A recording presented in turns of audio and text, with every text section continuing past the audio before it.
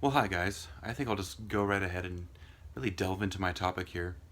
If you notice my channel or you're interested in my channel, Snowy Croquet, you might have found that I really get into different kinds of forms of music and whatnot. Music is a tremendous hobby of mine. I am in a very minor duo slash trio band in Casper, Wyoming called Average Dude. Hopefully, I'll try to get some videos up on that pretty soon. But really, I just wanted to go over kind of like a topic that's really interested me and something that's really struck me as something that's very important to talk about and address. A lot of hobbyists out there really find world languages super intriguing, and I've always really thought of myself as an amateur sociologist in a way, just because of how life and humans operate and work, like a cog in a machine. But Earth is amazing in so many ways, and just pondering the vastness of cultures and how we've gone from basically cavemen, you know, you know going along in tribes, having very different select dialects and whatnot that we formed in our own minds that kind of developed into written language and whatnot over a period of time. Interesting video that I saw today on Facebook was that Earth could someday, reach 100 billion people, which is an astounding figure. But at the same time, just thinking like, is that even possible? And the birth rates in places like China are so low, but even then, it's still growing in countries like Australia, and all across North America and even parts of Europe. Especially Europe has a tremendously low birth rate, and a lot of people figure out, you know, the certain countries will be boosted, and the immigration will flow will change from place to place. And but basically, the main topic is we're going to be a vastly populated planet within the next 100 years. The Viking era, right around 700 to 1000 AD, had some 200 to 400 million people altogether. And just knowing how that figure just immensely grew over time to the figure of over 7.5 billion people nowadays, give or take a few 100 million.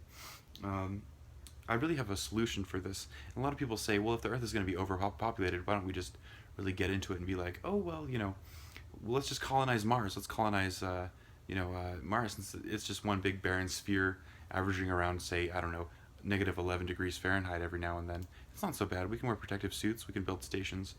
I personally really like Elon Musk. I love SpaceX. I love the idea of colonizing Mars to such a great extent. But at the same time, it's like, there are other ways that we can address this. I mean, I read a figure one time that all of the people on Earth could fit into, if they were grouped together in like small cubicles, so to say. I think with small cubicles, not standing together, but if we were all put together, we could fit every person on Earth, every child, man, woman, grandmother, etc., into a square area the size of Sydney, Australia, which is interesting. It must have been an Australian study that said, "Oh yeah," which basically means that we could all fit into one city. Why not spread out? And that's my solution. I mean, we have so much open land across, say, Siberia, so much open land in the Brazilian jungles of the Amazon, just immense. And my solution would basically be, I don't know, let's relocate people to like Antarctica, or if need be, and if we reached an apex point when we became more like a great United Nations, and we kind of figured out stopping wars and whatnot. Hopefully soon, getting to that point where countries could kind of agree to relocate people, if need be, where from certain areas where say poverty is so high, etc.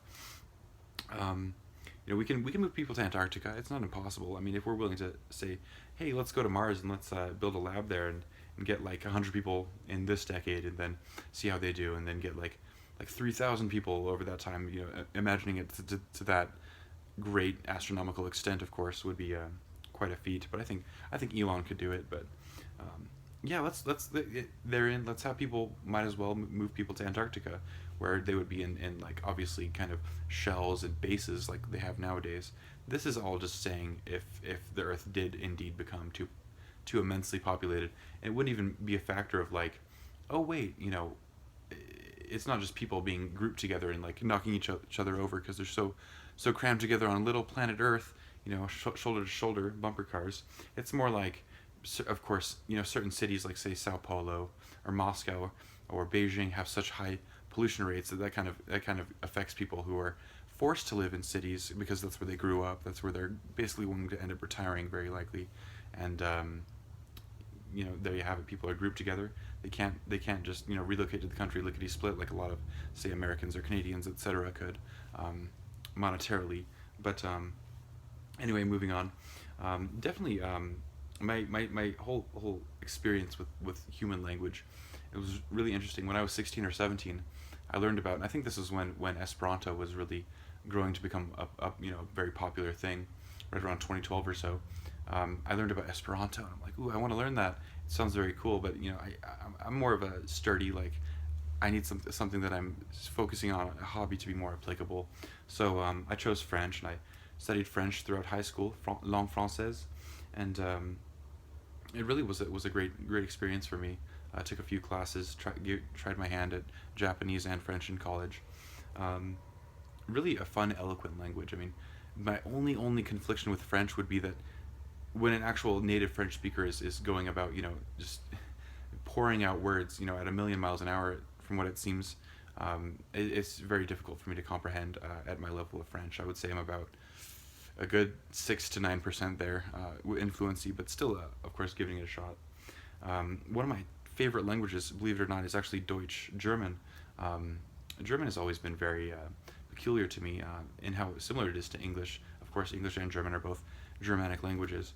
I have this really strong, passionate, furious love of German, like, pop music and German metal. Like Rammstein, of course, is one of my top probably two favorite bands. Um, them and Blue Tangle, which means blood angel in German, I believe. Just the sound of the German language is very brusque, and I've heard people compare it to, like, kind of an angry language when it comes to music, something that you would want to kind of get out and, like, to a heavy metal drum beat, etc. So both French and German are the two that I'm really trying to pursue on this great app called Duolingo. I believe it's spelled Duolingo, and French and German are one of the top three languages that people are trying to pursue on there, on that particular app. I believe English is number one. Highly recommended app. I would never spend $300 on a Rosetta Stone workbook or software program. That's just me, though. I would rather put it towards something a little bit more leisurely.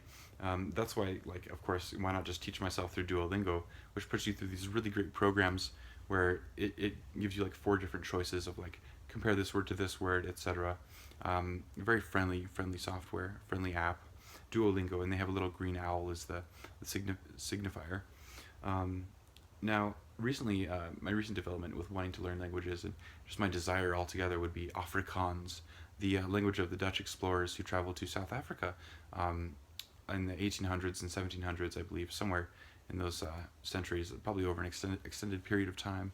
Afrikaans, to me, just kind of stands out, and I want to learn it someday. I know there are at least like 7.5 million speakers in the world, if not, just diaspora, but, like, also centered in South Africa. It's more the language of the, I believe, Caucasian population in South Africa. Correct me if I'm wrong. I'm sure there are plenty other kinfolk who are natural speakers of the language, of course. But really, altogether, it just stuck out to me as something that was more like, whoa, this sounds like, it reads like English in a way, and not just because of the particular OE phonograms, etc., but just how natural it came to me as an English speaker. So on my list right now are French, perfecting French, diving into German, and Afrikaans. That'd be a really great language to learn. And I always thought translating would be a great experience for me. Maybe you guys can comment down below what language you want to learn someday.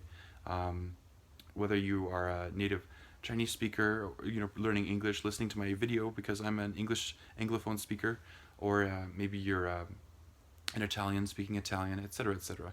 The world is just so vast. There's so many languages out there. I also find Arabic and Persian to be extremely unique languages. Of course, they're per se not widely different from my assumption, but both read right to left, which to me is just blows my mind that some people can just pick up on that like that, originally being Anglophones and whatnot, and then learning Persian or Arabic right away. Really great. It is offered here. Arabic is offered here in my local community college. So I've met a few people who know a few interesting phonograms and whatnot, but at the community college level, of course. But God bless them. But anyway, world languages. What can I say? Great topic. I'll try to get more fun stuff out for you guys pretty soon. I am Snowy Croquet. Au revoir.